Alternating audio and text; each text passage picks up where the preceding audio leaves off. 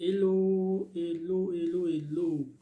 Salut, j'espère que vous allez très très bien et que votre journée se déroule également très bien. Moi, c'est avec une joie très, on va dire, très immense que je prends encore la parole aujourd'hui afin d'échanger avec vous sur un sujet, encore une fois de plus, d'ordre fiscal. Aujourd'hui, nous continuerons dans notre lancée qui, qui est celle de s'entraîner, qui est celui qui est celle de s'entraîner, désolé, au calcul du PIC. Et nous aborderons un point très important qui n'est autre que celui des charges fiscalement déductibles. Donc, avant de poursuivre, je vous demanderai, les gars, de liker. Vraiment, nous avons besoin de vos likes. Nous avons également besoin de vos partages afin de permettre au maximum de personnes d'avoir l'information que nous donnons, que nous dispensons via cette vidéo. Sans tarder, nous procéderons de la manière suivante. Nous traiterons des conditions générales de déductibilité d'une charge en matière de BIC, mais aussi nous parlerons des conditions de déductibilité des provisions. Donc, les décors étant plantés, nous débutons. Mais bien avant, activez la cloche, partagez surtout et n'oubliez pas de lâcher des likes. Ok, nous débutons comme vous le savez déjà par les conditions générales de déductibilité d'une charge.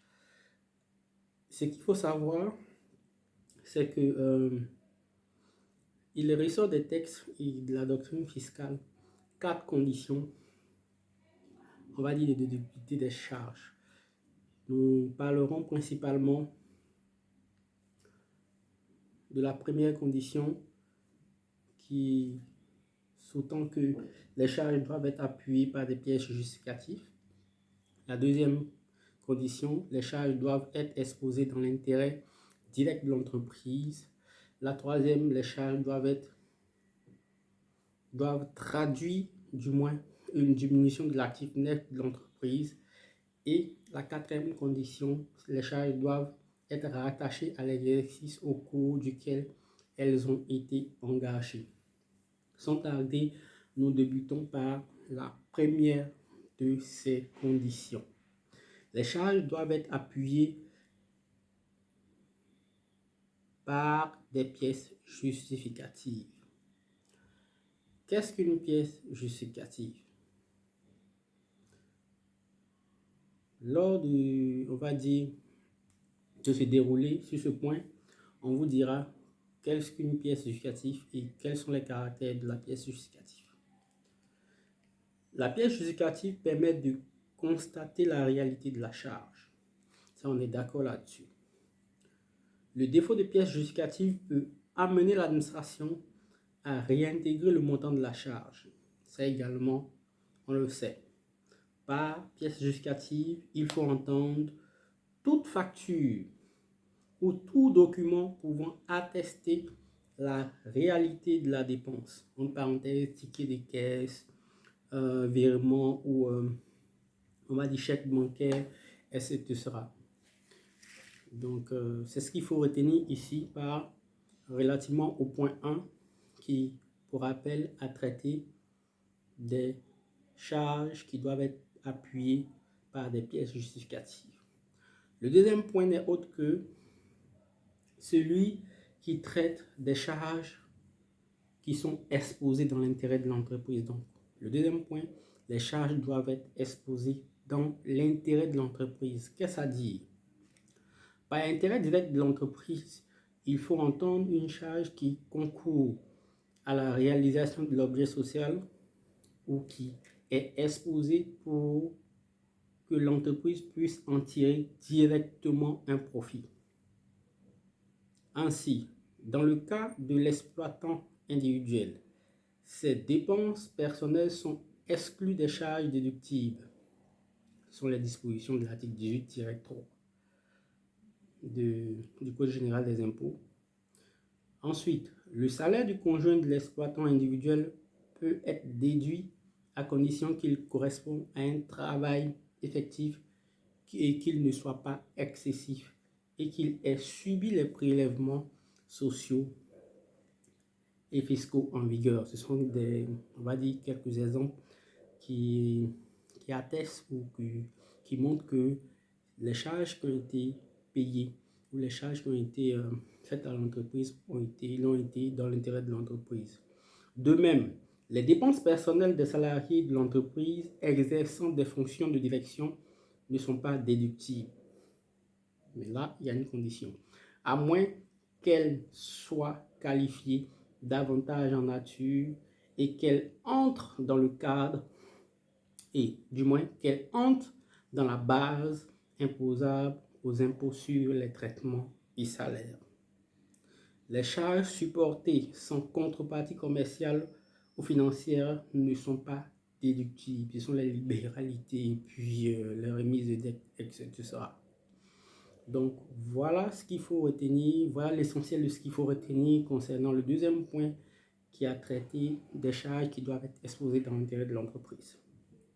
Le troisième point n'est autre que celui des charges qui traduisent une diminution de l'actif de l'entreprise. Ce qu'il faut savoir suit. Mais avant de poursuivre, lâchez ce pouce, activez la cloche pour être informé de tout ce qui paraît et de tout ce qui paraîtra sur cette chaîne. Nous débutons. Les dépenses qui n'entraînent pas un appauvrissement de l'entreprise et qui ont pour contrepartie l'entrée d'un nouvel élément dans le patrimoine ne sont pas déductibles. Ces dépenses doivent faire l'objet d'une immobilisation.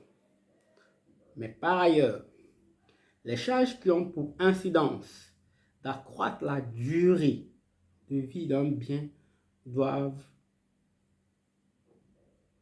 également être immobilisées. En revanche, une charge qui a pour objet de maintenir en l'état une immobilisation est déductible. Il s'agit très souvent des frais de réparation et d'entretien, très souvent des biens qui appartiennent à l'entreprise. Ce sont les biens immobilisés, donc qui sont dans l'actif de l'entreprise. Sans tarder, nous passons au quatrième point qui traite des charges rattachées à l'exercice au cours duquel elles ont été engagées. Concernant les dettes, sur ce point bien sûr, il s'agit de l'exercice au cours duquel la dette est devenue certaine dans son principe et dans son montant. Les services consommés et non facturés doivent être rattachés à l'exercice d'utilisation. Les comptes de régularisation sont utilisés à l'effet de rapporter les charges de l'exercice au cours duquel elles ont été engagées. Et sans tarder et sans transition, nous passons au point 2 qui n'est autre que les conditions de déductibilité des provisions. Nous avons les conditions de fond et des conditions de forme. Relativement aux conditions de fond, nous avons 3 points. 1, 2, 3. 3 points. Le premier point, mon fameux accent est revenu.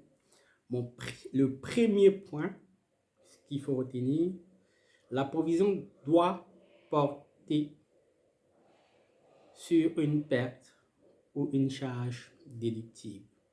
Ça, c'est concernant les conditions de fond relatives à la déduction des provisions. Donc, la provision doit porter sur une perte ou une charge déductible. 1. En 2. La provision doit porter sur une perte ou une charge probable. L'événement pour lequel la provision a été constituée doit être probable et non l'événement. Qu'est-ce que je suis en train de dire? Les gars, on se ressaisit. La provision doit porter sur une perte ou une charge probable. L'événement pour lequel la provision a été constituée doit être probable et non simplement éventuel. Le contribuable doit apporter la preuve d'événements qui rendent la constitution de la provision nécessaire. Il peut s'agir de tout document émanant de tiers. Ensuite, le troisième point, la provision doit porter sur une perte ou une charge nettement précisée. Qu'est-ce qu'il faut entendre? À défaut d'une précision exacte, la perte ou la charge doit être déterminée avec une approximation suffisante. Nous abordons la question des conditions de forme. La provision doit figurer sur un relevé spécial déposé avec la déclaration de résultat. Merci à vous de nous avoir suivis. Si vous avez des questions sur ce point, les charges fiscalement déductibles, je sais qu'il y a énormément de questions sur ce point. N'hésitez surtout pas à nous contacter. Nous nous ferons une joie.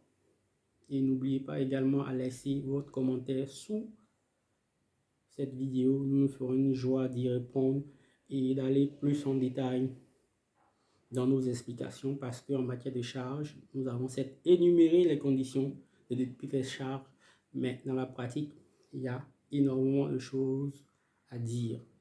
Nous ne pouvons pas, en quelques minutes, parler de l'exhaustivité de ce qu'il faut retenir concernant ces conditions, mais nous nous ferons une joie, comme je l'ai dit, au cas par cas, de vous dire avec précision si une charge dont il est question et dont vous nous parlerez est déductible ou pas. À la prochaine vidéo et n'oubliez surtout pas de lâcher ce pouce, d'activer la cloche, mais surtout de partager.